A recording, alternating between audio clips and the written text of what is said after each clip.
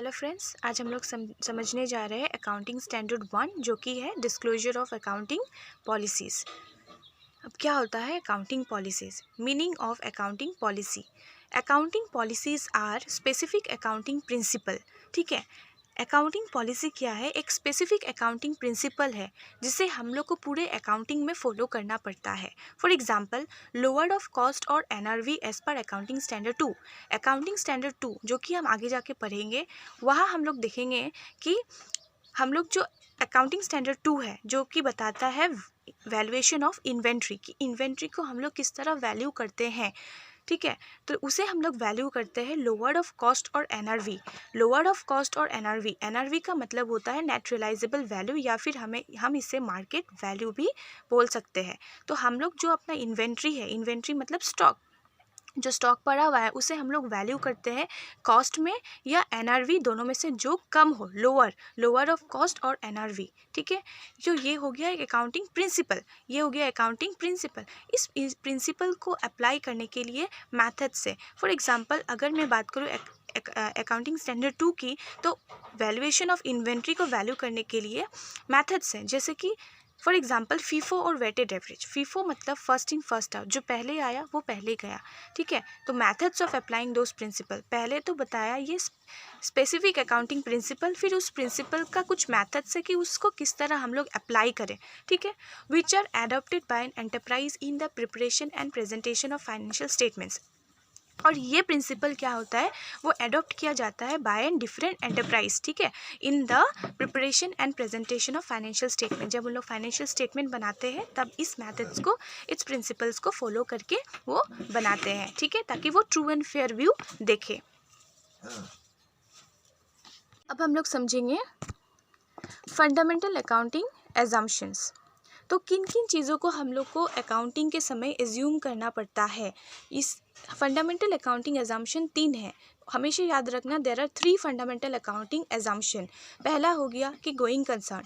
Going concern मतलब जब भी हम लोग बिजनेस स्टार्ट करते हैं, हम लोग ये मान के चलते हैं कि बिजनेस फॉर द अनफोर्सेबल फ्यूचर वो चलता ही रहेगा, वो बंद नहीं होगा। तो पहला assumption going concern. Second assumption होता है कंसिस्टेंसी।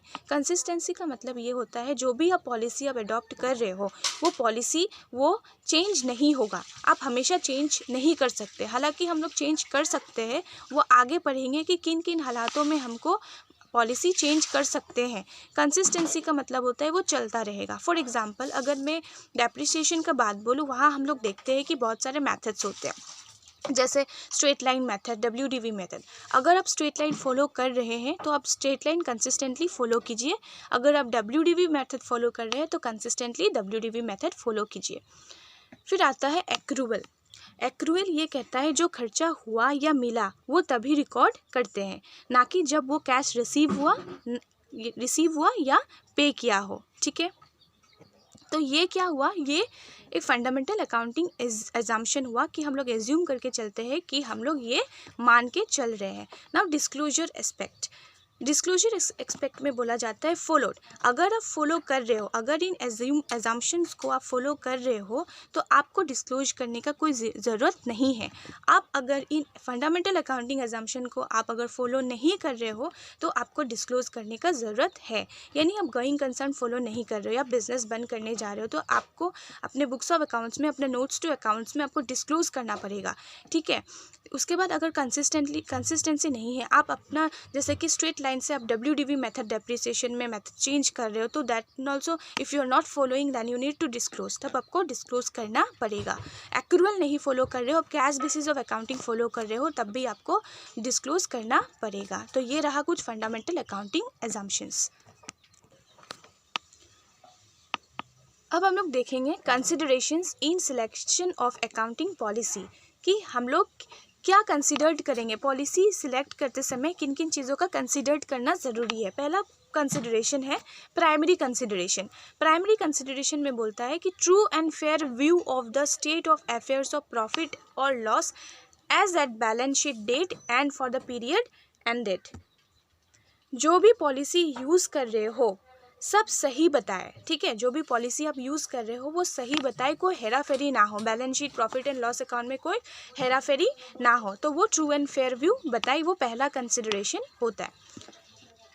और सेकेंडरी कंसिडरेशन में पहला पॉइंट है कि प्रूडेंस मतलब कि प्रूडेंस को और भी नाम से जाना जाता है जैसे कंजर्वेटिज्म क्या बोलता है, अगर कोई फ्यूचर में लॉस होने जा रहा है, ठीक है, लॉस होने जा रहा है तो उसे आप रिकॉर्ड कर लो, लेकिन जो गेन होने वाला है उसे आप रिकॉर्ड मत करो। जो फ्यूचर में लॉस होने वाला है उसे आप रिकॉर्ड कर लो, जो गेन होने वाला है उसे आप रिकॉर्ड मत करो। तो ये हो गया एक प्रूडेंस जो कि सेकेंडरी कंसिडरेशन है।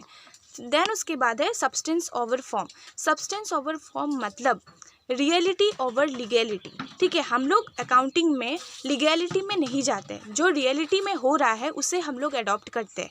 फॉर एग्जांपल एक सेल करने का एग्रीमेंट हुआ, ठीक है, एक एग्रीमेंट हुआ कि हम अपना लैंड किसी और को सेल करेंगे, एग्रीमेंट हुआ, उस लैंड के बिहाफ में पैसा भी मिल गया, कैश भी रिसीव हो गया और उस लैंड को बेच दिया गया, जिसे बेचा गया वो उस घर में रह रहा है। बट क्या हुआ, वहाँ पर अभी तक कागज रजिस्ट्रेशन नहीं हुआ। तो यहाँ पर क्या हो रहा है, रजिस्ट्रेशन जो नहीं हुआ मतलब लीगैलिटी नहीं हुआ, बट रियलिटी में तो वो उसका मालिक बन गया लैंड का। तो हम लोग रियलिटी को देखेंगे ना कि लीगैलिटी को, राइट। फिर आता है मैटेरियलिटी बोलता है कि कुछ ऐसा एक्सपेंसेस होता है जो एक डिसीजन मेकर को इन्फ्लुएंस करता है। सपोज आपका एक बिजनेस है, 10 करोड़ का बिजनेस है, 20,000 का कोई खर्चा हो रहा है, कोई मैटर नहीं करेगा क्योंकि वो डिसीजन जो लेगा उसको कोई इन्फ्लुएंस नहीं करेगा क्योंकि वो छोटा खर्चा है, ठीक है। आप मिसलेनियस में भी दिखा सकते हो, बट आपका छोटा बिजनेस है, आपका टर्नओवर ही, आपका सेल्स ही आपका 1 लाख रुपया है, बट 1 लाख रुपया, तो वो 20,000 रुपये को आप मिसलेनियस में नहीं दिखा सकते क्योंकि जो डिसीजन लेगा उसका डिसीजन मेकर को इन्फ्लुएंस करेगा, ठीक है। तो उसके आपको सही से दिखाना है। तो ये होता है मैटेरियलिटी। तो ये कुछ था consideration in selection of accounting policy. In consideration को हमको लेके चलना होता है कि हम लोग कैसे अकाउंटिंग पॉलिसी को सिलेक्ट करें, ठीक है। नेक्स्ट है disclosure of accounting policy, disclosure at one place, ठीक है। हम लोग जो अकाउंटिंग पॉलिसी, हम लोग का अकाउंटिंग करते समय बहुत अकाउंटिंग पॉलिसी को हम लोग फॉलो करते हैं। सपोज आप 10 अकाउंटिंग पॉलिसी को फॉलो कर रहे हो तो आप एक जगह दिखाओ, ना कि इधर उधर, ठीक है। एक जगह आप अपने नोट्स टू अकाउंट्स में आप दिखाओ कि आप इतना पॉलिसी, आप 10 पॉलिसी आप अगर फॉलो कर रहे हो, आप यूज़ कर रहे हो, 10 पॉलिसी अडॉप्ट कर रहे हैं तो 10 पॉलिसी आप दिखा दीजिए ना एट वन प्लेस, इसलिए यहाँ बोला गया डिस्क्लोज एट वन प्लेस, ठीक है।